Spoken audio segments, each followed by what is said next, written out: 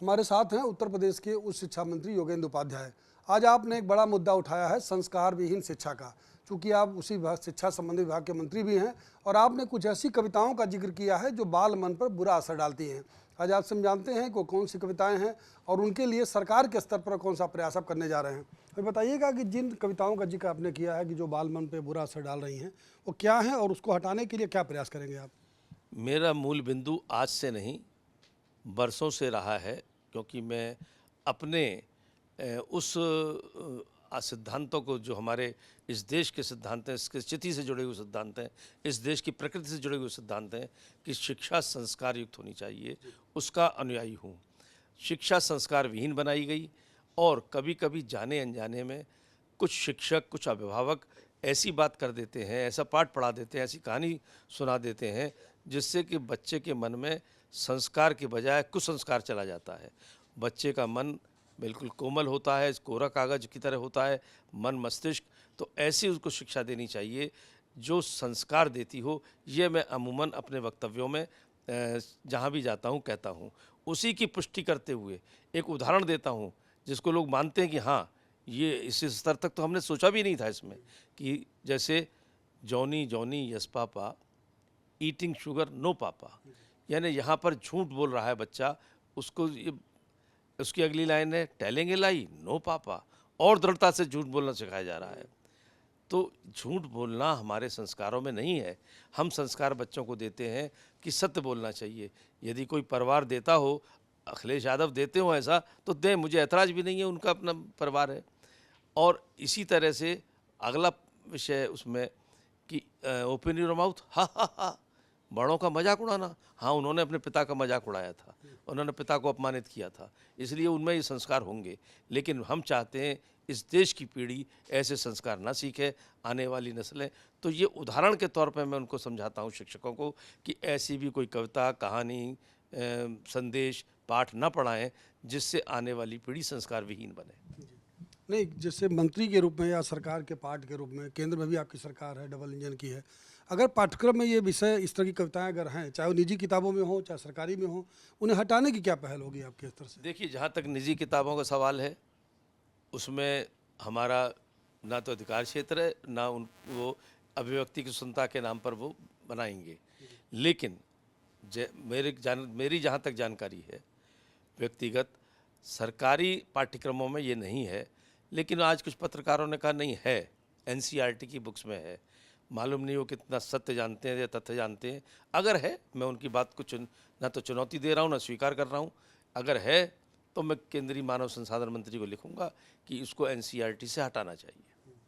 आपने वीर रस की कविताएं, कुछ कविताओं का जिक्र भी आपने किया कि ऐसी कविताएं हो जो बाल मन पर अच्छा प्रभाव डालें या बच्चा संस्कार युक्त होकर के आगे बढ़े, समाज के लिए मूल्यवान बने। ऐसी कैसी कविता, कुछ कविताओं को बताइए जिनके बारे में आप चाहते हैं उन्हें पाठ्यक्रम में लिया जाना चाहिए। देखिए, पाठ्यक्रम में जैसे बच्चों को सुबह जल्दी उठने की, early to bed and early to rise, ये उनकी कविता भी अच्छी है। Early to bed and early to rise, ये जरूरी नहीं कि हर जगह। तो ऐसी उठो लाल अब आंखें खोलो पानी लाई हूँ मुँह धो लो, एक ये कविता है जो जल्दी उठने की प्रेरणा देती है, संस्कार देती है। वीर तुम बड़े चलो, धीर तुम बड़े चलो, सामने पहाड़ हो, सिंह की दहाड़ हो, साहस की प्रेरणा देती है। एक बूंद जो बादल से निकल के एक कविता है, एक बूंद जो आगे बढ़ी सोचने फिर यही जी में लगी। उसमें भी यह है कि आप निकलिए कुछ काम करने के लिए, हमेशा डर के मत रहिए, भविष्य सुखद भी होगा। जैसे एक बूंद जब सीप में गिरती है तो मोती बनती है, ऐसी कविताएं भी हैं। ये सब कविताएं अच्छे संस्कारों की प्रेरणा देती हैं, ऐसी कविताएं होनी चाहिए। आप उच्च शिक्षा विभाग के मंत्री हैं, इधर बहुत सारे निजी विश्वविद्यालयों की मान्यता आपके स्तर से हुई है और नई शिक्षा नीति लागू होने के बाद से कुछ आंकड़े ऐसी गवाही दे रहे हैं कि नामांकन घट रहा है उस शिक्षा में। क्या ऐसा ही है? उच्च शिक्षा में नामांकन नहीं घट रहा। जब उस शिक्षा का विस्तार हो रहा है, उसका प्रसार हो रहा है, तो निश्चित रूप से वो बट रहा है, घट नहीं रहा। अब बटने में भी और अधिक हमारा सोच है कि अंतिम पायदान पर बैठे व्यक्ति के पास उच्च शिक्षा पहुँचे, हर जिले में एक विश्वविद्यालय खुले, ये सोच करके हम आगे बढ़ रहे हैं। तो उसमें जब ये होगा तो बटेंगे भी। लेकिन कुछ लोगों को हमने कहा, बताया कि जैसे मैंने एक अभी जो कार्यशाला ली, उसमें देखा कि एक महाविद्यालय का पिछले 3 साल से कॉमर्स का घटता चला हुआ क्रम था। मैंने कहा घट क्यों रहा है भाई? तो बोले कि साहब वो दूसरा विद्यालय खुल गया है। तो मैंने कहा आप उसमें आकर्षण करिए कि कुछ, चूँकि एनईपी में अब हर तरह के कोर्स पढ़ाए जा सकते हैं। मैंने उदाहरण के तौर पे कहा कि ट्रिपल सी का इंट्रोड्यूस कर दीजिए। ट्रिपल सी का मतलब ये होता है कि बीए बीएससी करने के तुरंत बाद ट्रिपल सी का अगर आपको सर्टिफिकेट है तो किसी भी डिग्री कॉलेज में, किसी भी इंटर कॉलेज में क्लर्क की नौकरी मिल जाएगी। तो ऐसे कोर्स चालू करिए। मैंने साइंस साइड वालों को कहा कि उन्हें वो बताइए, संगीत सिखाइए, तबला सिखाइए। वो कहीं कुछ नहीं मिलेगा नौकरी तो तबला सिखाने वाले बन जाएंगे, अपने घर पे एक संगीत सिखाने वाले बन जाएंगे। तो ऐसे जो कि एनईपी में व्यवस्था दी गई हैं उनको चालू करिए, उनसे संख्या भी बढ़ेगी और बच्चों में प्रतिभा भी बढ़ेगी। जो निजी विश्वविद्यालय खोल रहे हैं उत्तर प्रदेश में, मान्यता भी उसकी हो रही है, कुछ विश्वविद्यालयों के नाम इस मामले में आए हैं कि जिसे फर्जी डिग्रियां वहाँ से बढ़ रही हैं, खुलासे हुए हैं, वहाँ गिरफ्तारियाँ हुई हैं। इसको रोकने के लिए चेक एंड बैलेंस की क्या व्यवस्था सरकार के पास है? देखिए, पहले तो उन विश्वविद्यालयों को सोचिए कब खुले थे और उनमें कौन लोग पार्टनर हैं। जेएस विश्वविद्यालय को पनिश कर दिया, मैंने उनकी मान्यता समाप्त कर दी, जबकि बहुत दबाव था उनका चारों तरफ से, नैतिक, सामाजिक, जाने कैसे कैसे दबाव थे। उन सब को इग्नोर करते हुए उसकी मान्यता समाप्त की पहली बार। और किन लोगों का था ये भी आपको अगर आप पता करेंगे पहचान जाएंगे कौन लोग हैं उन लोगों के। अब मैं न्यायालय के बारे में क्या कहूँ, क्योंकि माननीय न्यायालय ने हमारे उस आदेश को अंतरिम स्टे दे दिया है उसको, जबकि हमने उसको समाप्त किया था। ऐसी कुछ और विश्वविद्यालय हैं जो मेरे टारगेट में हैं और उनकी प्रक्रिया चल रही है। जो भी फर्जी विश्वविद्यालय डिग्री देगा वो नपेगा। इस शासन में योगी जी का शासन है। दूसरी बात, हम अब उत्तर प्रदेश में राष्ट्रीय अंतर्राष्ट्रीय ख्याति प्राप्त विश्वविद्यालय आए हैं। कानून व्यवस्था अच्छी हुई है, उनको अवसर मिला है। हमारी शिक्षा नीति को बढ़ाने की योजना बनी है, उनको अवसर मिल रहा है। अब बताइए, चंडीगढ़ जेएसएस जो अंतर्राष्ट्रीय ख्याति प्राप्त विश्वविद्यालय वो अब उत्तर प्रदेश में आए हैं। तो ऐसे विश्वविद्यालय कई खुले हैं जो कि अब उच्च शिक्षा का धीरे धीरे उच्च शिक्षा का हब बन रहा है। लखनऊ यूनिवर्सिटी जब से A++ मिला उसे नेक में, तो पहले उस वहाँ पर 80 मात्र विदेशी छात्र थे, अब 1000 के करीब विदेशी छात्र हैं। तो ये उत्तर प्रदेश की उच्च शिक्षा को लाभ मिल रहा है। अच्छा, एक आखिरी सवाल, जैसे आउटसोर्स सेवा निगम बनाया गया है, आउटसोर्स कर्मचारियों की सेवा नियमावली बन रही है, उन्हें न्यूनतम वेतन दिलाने का प्रयास हो रहा है। आपके अधीन जो सेल्फ फाइनेंस कॉलेज चल रहे हैं वहाँ बड़ी शिकायतें हैं शिक्षकों की, कर्मचारियों की, कि उन्हें प्रॉपर वेतन नहीं मिल पाता है।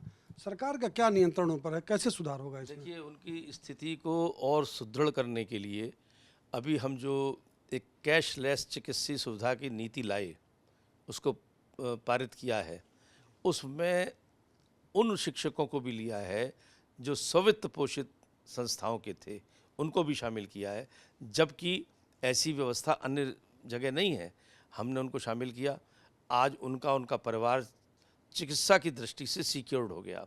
इनको न्यूनतम वेतन मिल जाए, इसकी व्यवस्था के लिए भी अब कुछ नीतियां बनी हैं, कुछ सोच बना है।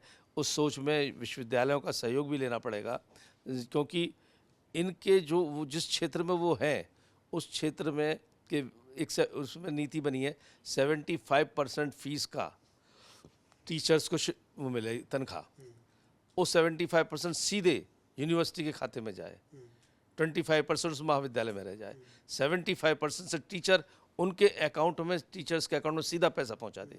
ऐसी व्यवस्था करने वाले की हमारी योजना है आगे।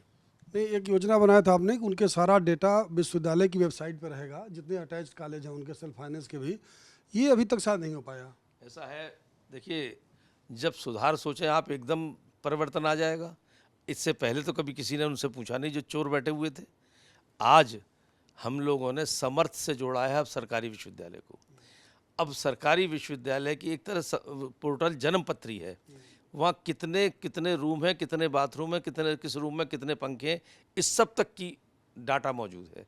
अब हम एक उत्तर प्रदेश का पोर्टल, ये केंद्रीय सरकार का पोर्टल है, अब उत्तर प्रदेश सरकार का पोर्टल बना रहे हैं जिसमें सब प्राइवेट विश्वविद्यालय, क्योंकि समर्थ पोर्टल अब उत्तर प्रदेश में विश्वविद्यालय बढ़ गए, निजी विश्वविद्यालय तो इतना सब बोझ उठाने के लिए उस पर संसाधन नहीं है। हम उत्तर प्रदेश में एक पोर्टल बना रहे हैं, उनसे सबको जोड़ेंगे, सब सुधार हो जाएगा।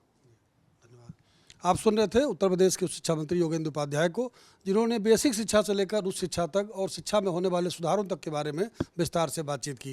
वीडियो जर्नलिस्ट सुंदरम केसरी के साथ राजीव ओझा, लाइव टाइम्स, लखनऊ।